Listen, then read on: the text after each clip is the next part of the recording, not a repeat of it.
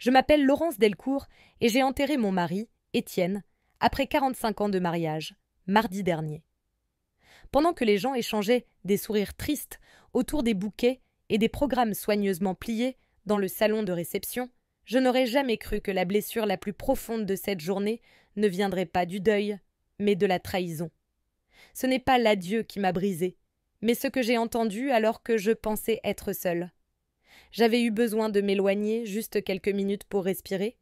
Alors j'avais glissé dans une pièce latérale du funérarium, encore tremblante d'émotion, les yeux gonflés d'avoir trop pleuré, les mains engourdies d'avoir dû lâcher celle d'Étienne, mon pilier, mon amour. La porte s'est ouverte en silence, et je me suis instinctivement reculée dans l'ombre, dissimulée derrière un grand vase rempli de lys blanc. Je ne pensais pas être vue, et je ne l'ai pas été. Mais j'ai tout entendu. Il faut accélérer le mouvement, a murmuré une voix sèche, en espagnol d'un ton bas. L'héritage doit tomber vite. Je la mets en maison de retraite avant la fin du mois. Cette voix, c'était celle de Maude, ma belle-fille. Et la vieille femme, c'était moi. Puis j'ai entendu mon fils, Raphaël. Maude, pas maintenant. Elle est déjà fragile. Elle ne résistera pas. Je suis restée figée. Étienne n'était même pas encore enterré depuis une semaine qu'il planifiait déjà mon éviction. Ils ignoraient qu'Étienne m'avait soufflé quelque chose avant de partir. Il m'avait regardé droit dans les yeux et m'avait dit « Laurence, j'ai tout prévu ». À ce moment-là, j'avais cru qu'il parlait de l'organisation des obsèques. Mais plus maintenant. Et pourtant, ces obsèques avaient été magnifiques, si tant est qu'un enterrement puisse l'être. Mais avant de vous raconter comment ma propre famille a tenté de m'effacer à peine mon mari enterré, si vous venez d'arriver sur cette chaîne, pensez à vous abonner. Cliquez sur « J'aime » si vous aussi, on vous a déjà mis de côté alors que vous aviez tout donné. Et surtout, dites-moi dans les commentaires d'où vous m'écoutez. Parce que parfois je me demande, est-ce que ce genre de trahison c'est rare? Ou est-ce que ça arrive partout, en silence, derrière des sourires polis? L'église Sainte-Claire était pleine. Étienne avait dirigé un lycée pendant plus de 30 ans et il avait laissé derrière lui une réputation d'exigence bienveillante, de calme, de droiture. Des collègues, des anciens élèves, des amis de longue date et des voisins étaient venus lui rendre hommage. Je m'étais tenue droite, en bleu marine, sa couleur préférée sur moi, la main solidement accrochée à celle de Raphaël, notre fils unique. Maude avait joué son rôle à la perfection. Robe noire cintrée, chignon impeccable, visage délicatement froissé de chagrin. Elle avait accueilli les condoléances avec une élégance distante. Mais moi, je n'avais pas été dupée. Son regard trahissait autre chose. Un calcul. Quand tout s'est terminé, quand les invités ont commencé à se disperser dans la salle attenante pour boire un café et grignoter une part de gâteau sec, j'ai senti le poids du monde me tomber sur les épaules. Je me noyais dans les sourires polis et les condoléances mécaniques. Sans un mot, je me suis échappée. 5 minutes, c'est tout ce que je voulais. 5 minutes de silence, seule avec ma peine. Mais ce que j'ai trouvé, c'était une vérité impossible à ignorer. Ils parlèrent de me déplacer comme on déplacerait un meuble encombrant. Pas par amour, par intérêt. Ce n'était pas ma santé qui les inquiétait. C'était la maison, l'argent. Ils ne me voyaient pas comme une veuve brisée, mais comme une entrave à leur confort. Et pourtant, Étienne m'avait dit qu'il avait tout prévu. Il me l'avait soufflé avec cette voix douce qui devenait rare dans ces derniers jours. Tu seras en sécurité. Fais-moi confiance. À l'époque, j'avais acquiescé, incapable de formuler une question tant le chagrin me submergeait. Mais aujourd'hui, face à cette machination, ces mots prenaient un tout autre sens. Ce soir-là, la maison semblait étrangère. Et pourtant, c'était le même pavillon à Colombage où nous avions vécu pendant plus de 25 ans.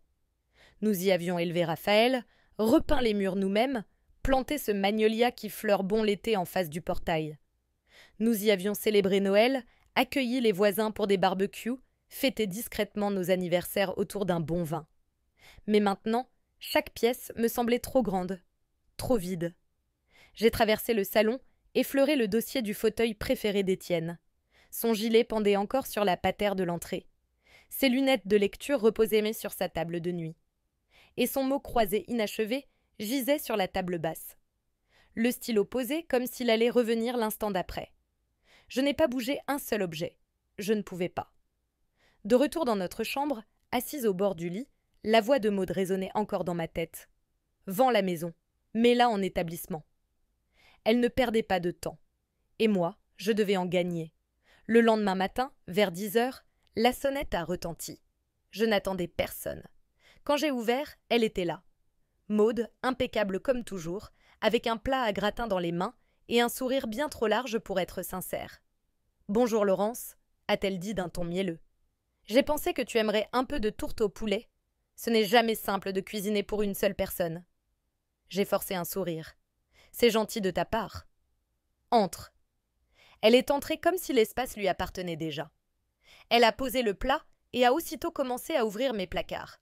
« Laisse-moi t'aider à ranger un peu. Cette cuisine est… » Elle a hésité, cherché un mot. Un peu désorganisé. Ce meuble, celui qu'elle fouillait sans gêne, c'était le cadeau d'Étienne pour nos 30 ans de mariage. Il l'avait fabriqué lui-même, chaque étagère pensée pour mes pots d'herbes aromatiques. Je me suis redressée, mon ton plus sec que prévu. Ça fait 30 ans que cette cuisine me convient très bien. Elle a cligné des yeux, prise de court, mais a vite remis son masque de courtoisie. Évidemment. Je voulais juste dire « Maintenant que tu es seule, ça peut être plus compliqué. » Seule. Faible, c'est ce qu'elle voulait dire. Sous ses airs de gentillesse, elle venait me préparer à céder. Puis elle a sorti une brochure glacée de son sac à main. Avec Raphaël, on a repéré une résidence senior vraiment charmante. Ce n'est qu'à 20 minutes. Appartement privé, personnel médical, restauration incluse. Je ne suis pas prête à quitter ma maison, Maud, ai-je répondu fermement. Personne ne te presse, a-t-elle ajouté, faussement rassurante. C'est juste bien d'anticiper. Mais dans ses yeux, je n'ai vu ni soin ni inquiétude. J'ai vu une stratégie, et je n'allais pas lui faciliter la tâche. Dès qu'elle était repartie, j'ai attrapé le téléphone. Il n'y avait qu'une personne en qui j'avais encore pleinement confiance pour faire la lumière sur ce qu'Étienne avait prévu. Le docteur Lavergne, notre médecin de famille depuis plus de 20 ans. Il avait accompagné Étienne jusqu'au bout avec cette dignité silencieuse que seuls les vrais amis savent offrir. Il a décroché au 2e appel. « Laurence » a-t-il dit d'une voix chaude. « Comment tiens-tu » ? « Je fais de mon mieux, ai-je répondu sincèrement. « Mais j'ai une question. Est-ce qu'Étienne vous a parlé de ce qu'il voulait pour moi, après ?» Il y a eu un silence. Puis, « Oui. » Il m'a demandé d'évaluer ta capacité à vivre seule. Il craignait que certains veuillent te pousser à quitter ta maison alors qu'il n'y aurait aucune raison valable. J'ai senti ma gorge se serrer. Et votre conclusion ? Tu es en parfaite santé, Laurence. Aucun souci cognitif ni de mobilité. Rien ne justifie de t'éloigner de chez toi. J'ai enfin pu respirer profondément. Seriez-vous prêt à me l'écrire ? Étienne m'a demandé de le faire. Le courrier est prêt. Je te le fais livrer aujourd'hui. Quand j'ai raccroché, je suis restée debout un instant, le regard tourné vers le jardin qu'Étienne et moi avions façonné ensemble année après année. Qu'ils essaient, seulement. Je n'étais plus seule à me battre. Le lendemain matin, j'ai aperçu la voiture beige de Maud se garer dans l'allée. Cette fois, elle n'était pas seule. Raphaël en est sorti côté passager, un dossier sous le bras, le regard déjà chargé de quelque chose qui me mettait en alerte. Ils ont sonné ensemble, les sourires bien trop maîtrisés pour être honnêtes. Cette fois, ils étaient mieux venus pour m'imposer une décision. Mais moi, j'étais prête. J'avais préparé du café, posé les tasses sur la table avec calme. J'ai accueilli leur entrée avec une sérénité qui m'a surprise moi-même. Maman a commencé Raphaël en s'installant dans le fauteuil d'Étienne. On voulait discuter de choses pratiques. Bien sûr, ai-je répondu en versant le café. Moi aussi, j'ai réfléchi à des choses pratiques. Maud s'est assise au bord du canapé, jambes croisées, brochure à la main. On a trouvé une résidence vraiment idéale, a-t-elle commencé. Il y a une liste d'attente, donc il faut s'y prendre tôt. J'ai levé une main, doucement. En fait, j'ai invité quelqu'un à se joindre à nous pour cette discussion. Maud a froncé les sourcils. Qui ça ? Comme dans un scénario bien orchestré, la sonnette a retenti à ce moment-là. J'ai ouvert la porte, c'était Solange Brémond, l'infirmière qui avait accompagné Étienne dans ces derniers mois. Une femme d'une 50aine d'années, vive d'esprit, respectée, et surtout, témoin silencieux de l'absence criante de Maud dans les moments les plus critiques. Solange connaît mon état de santé mieux que personne à part le docteur Lavergne. ai-je annoncé en nous réinstallant tous. Maud s'est raidie. Raphaël, Maud, ai-je poursuivi. J'apprécie votre inquiétude. Mais j'ai parlé au docteur Lavergne. Il m'a fourni une attestation écrite. Je suis en parfaite capacité de vivre seule. J'ai tendu le document à Raphaël. Il l'a lu, le regard agrandi. Maud est restée muette, la mâchoire crispée. Pour la première fois, elle comprenait que je n'allais pas disparaître gentiment. À ce moment-là, la porte d'entrée s'est ouverte à nouveau. Mamie ? C'était Lila, ma petite fille. Le sac à dos sur l'épaule, une tresse foncée tombant sur son sweat à capuche. Elle est entrée dans le salon, a vu nos têtes sérieuses. « Je dérange ?»« Pas du tout, ma chérie, » ai-je dit d'un ton doux. « On discute en famille. » Lila a senti l'ambiance. « De quoi vous discutez ?» Raphaël a jeté un regard à Maud qu'il a évité. « On parle de l'avenir de ta grand-mère, » a-t-il dit. « Maman pense qu'il serait mieux que j'aille vivre en résidence spécialisée, » ai-je ajouté doucement. Lila a blêmi. « Quoi ? Mais c'est ridicule. Mamie, tu m'as encore appris à faire ta lasagne maison le week-end dernier. » La voix de Maud s'est tendue. « Lila, les décisions d'adultes sont plus complexes que tu ne l'imagines. »« Je ne suis pas une gamine, maman, » a répliqué Lila. « Et mamie n'est pas une femme sénile. » Mon cœur s'est gonflé de gratitude. Depuis qu'Étienne était parti, Lila venait plus souvent. Parfois on discutait, parfois on restait en silence. Mais elle était là, présente, solide. Solange, sentant la tension, a proposé « Lila, tu peux m'aider à apporter les biscuits depuis la cuisine ?» Elles ont quitté la pièce, nous laissant dans un silence tendu. Raphaël s'est penché vers moi. « Maman, je veux ce qu'il y a de mieux pour toi. »« Je le sais, » ai-je répondu en posant ma main sur la sienne. « Et ce qu'il y a de mieux pour moi, c'est de rester ici. C'est ce qu'Étienne et moi avions prévu ensemble. » Il a hoché la tête lentement, pris entre deux loyautés. J'ai regardé en direction de la cuisine, là où Lila riait avec Solange, et j'ai compris que je n'étais pas seule dans cette bataille. Quelques jours plus tard, nous étions convoqués dans le cabinet d'un certain maître d'Aval, notaire de la famille depuis des années. Le décor n'avait pas changé depuis que nous étions venus avec Étienne pour notre dossier de succession. Moquette grenat, tableau d'horizon normand et une secrétaire discrète aux cheveux blancs bien coiffés. Mais cette fois, je venais sans Étienne. J'étais venue seule. Enfin, seule avec Maud qui vérifiait sa montre et Raphaël qui faisait semblant de lire un magazine. « C'est long » souffla Maud à voix basse. « Pas devant elle » murmura Raphaël en m'indiquant. La porte s'ouvrit. « Madame Delcourt, Monsieur Raphaël, Madame Maud, maître d'Aval vous attend. » Nous avons suivi le notaire dans son bureau. Il s'est levé avec une bienveillance sincère. « Permettez-moi tout d'abord de vous présenter mes condoléances. » Étienne était plus qu'un client. C'était un ami. « Merci » ai-je murmuré. Il a ouvert le dossier posé devant lui. Le testament d'Étienne est clair. « Madame Delcourt, en tant qu'épouse survivante, vous héritez de la maison située au 12 chemin des Lavandes et de tout son contenu. Les comptes bancaires joints sont déjà en votre nom. Il y a également une assurance vie dont vous êtes l'unique bénéficiaire. » Maud a remué, mal à l'aise. « Enfin, » a poursuivi maître d'Aval, il y a un plan de retraite d'une valeur d'environ 420 000 €. Là aussi, vous êtes bénéficiaire. Raphaël a hoché la tête, sans surprise.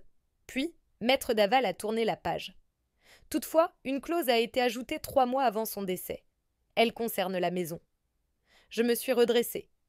Dans l'éventualité où Madame Delcourt ferait l'objet de pression ou de manipulation pour être retirée de son domicile, sans 2 avis médicaux indépendants établissant son incapacité à vivre seule, la maison ne reviendra pas à Raphaël. Elle sera vendue et l'intégralité des fonds sera reversée à la Fondation Mémoire et Recherche. Le silence s'est abattu sur la pièce comme une chape de plomb. Maud est restée pétrifiée, les yeux grands ouverts, la main crispée sur la coudoir. Elle n'avait rien vu venir.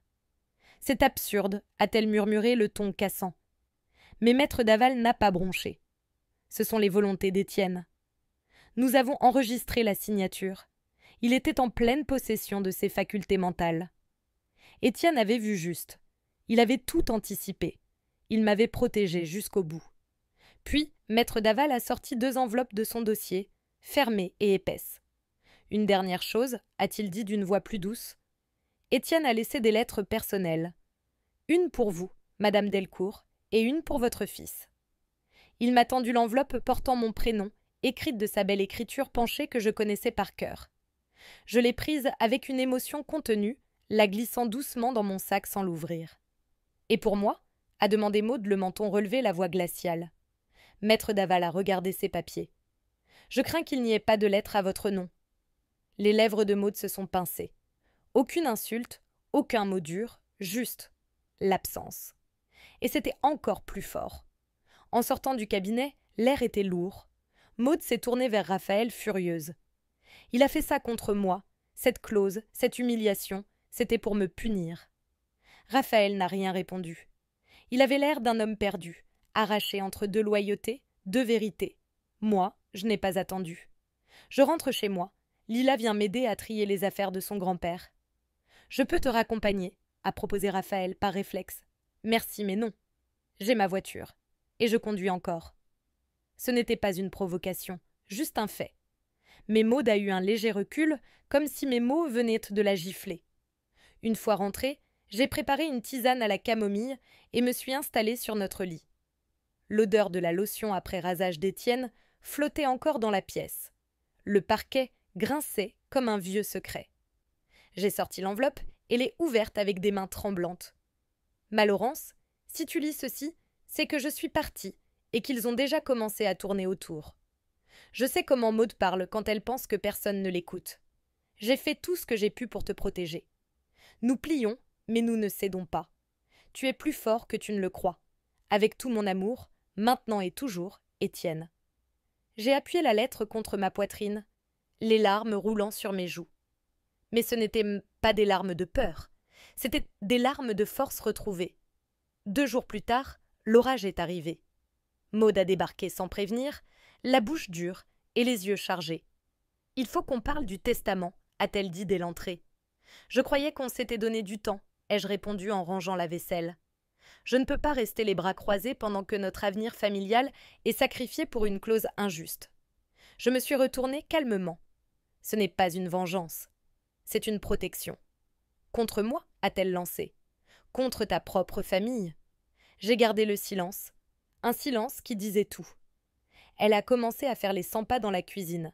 « Tu sais combien vaut cette maison aujourd'hui ?» Raphaël et moi essayons de prévoir pour les études de Lila, pour notre retraite. « Et moi, j'essaie de vivre en paix », ai-je répondu fermement. « Dans la maison où j'ai partagé 30 ans de ma vie avec mon mari. » Maud s'est arrêtée net. « C'est égoïste, Laurence. »« Tu te caches derrière ton chagrin ?»« Non, ai-je répondu, la voix basse, mais assurée. Je me protège. » Point. À ce moment-là, la porte d'entrée s'est ouverte. Raphaël est entré, les bras chargés de sacs de course. Il nous a regardés l'une après l'autre. « Qu'est-ce qui se passe ?» J'ai voulu répondre, mais Lila, depuis l'escalier, a pris la parole.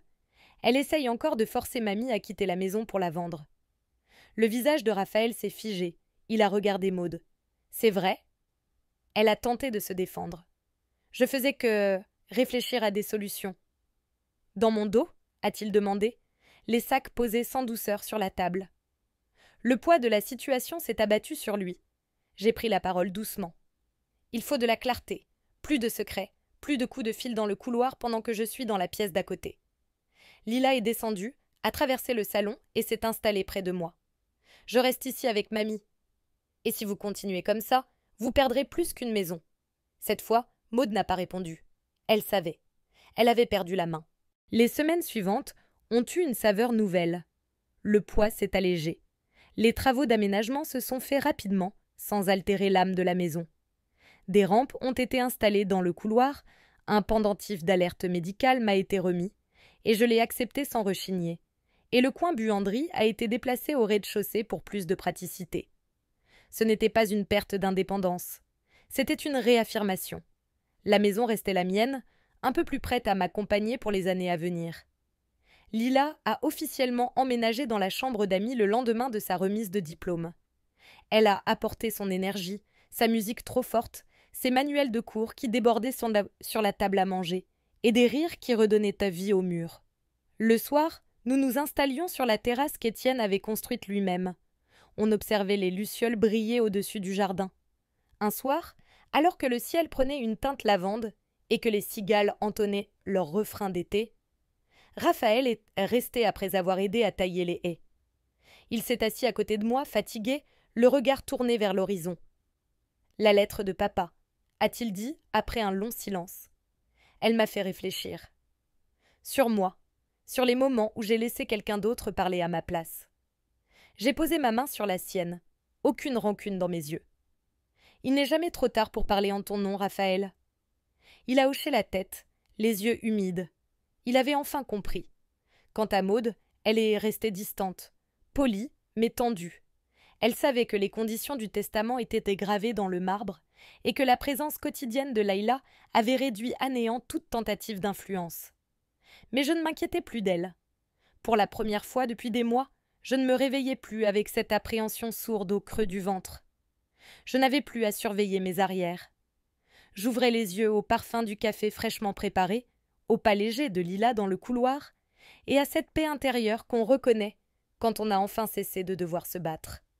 Le jour de l'anniversaire de la mort d'Étienne, je suis allée seule sur sa tombe.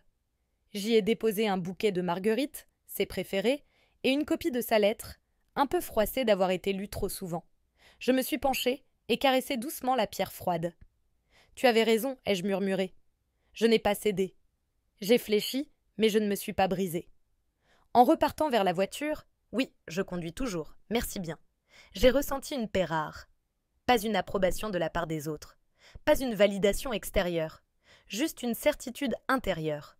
Ce soir-là, Lila et moi avons dîné dehors, sur la terrasse. Elle me parlait d'un événement sur son campus qu'elle attendait avec impatience, puis elle a marqué une pause. « Tu regrettes de ne pas avoir vendu la maison ?» J'ai souri. Pas une seule seconde. Elle a souri en retour. Tant mieux, parce que moi je l'adore cette maison. Et en plus, ça rend maman folle. J'ai éclaté de rire, un rire franc, entier, libéré. Peut-être que Maud essaiera encore, un jour. La vie teste nos limites. Mais maintenant j'ai trouvé ma voie. J'ai affirmé ma place. Et j'ai compris que parfois, la résistance la plus silencieuse est aussi la plus puissante. Je m'appelle Laurence Delcourt, et je suis toujours debout. Parce que voilà ce que j'ai compris. Tu peux partager ta vie, ton foyer, ton amour, ta force. Et il suffira d'un silence, d'un regard détourné, pour que certains décident de te rayer. Comme si tu n'avais jamais compté. Mais ce n'est pas parce qu'on te pousse vers la sortie que tu dois t'effacer toi-même. Je ne suis plus cette femme qu'on consulte en dernier, qu'on déplace sans la regarder. Je suis celle qui a repris les clés de sa propre histoire. Celle qui a transformé la solitude en lucidité. Celle qui a cessé d'attendre une invitation pour s'asseoir à la table et qui y a rassemblé ceux qui la voient vraiment. Pas comme un poids, pas comme un obstacle, mais comme le centre. Ce que j'ai fait, ce n'est pas une vengeance. C'est une reconquête. Et si toi aussi, on a tenté de t'écarter, de t'utiliser, de te faire taire, alors ce récit est pour toi, pour celles qu'on a vidées puis oubliées, pour celles qui ont tout donné sans qu'on ne le dise jamais assez. À toi qui as été relégué dans un coin de pièce pendant que d'autres prenaient mal les décisions, ce n'est plus ton rôle. Tu n'es pas un souvenir, tu es la fondation. Alors reprends ta voix. Reprends ta place. Pas en arrière-plan, en pleine lumière. Et si ce récit t'a parlé, fais-le vivre. Partage-le. Commente. Laisse ton empreinte. Parce que le silence peut être puissant, mais l'invisibilité ne sera plus jamais une fatalité.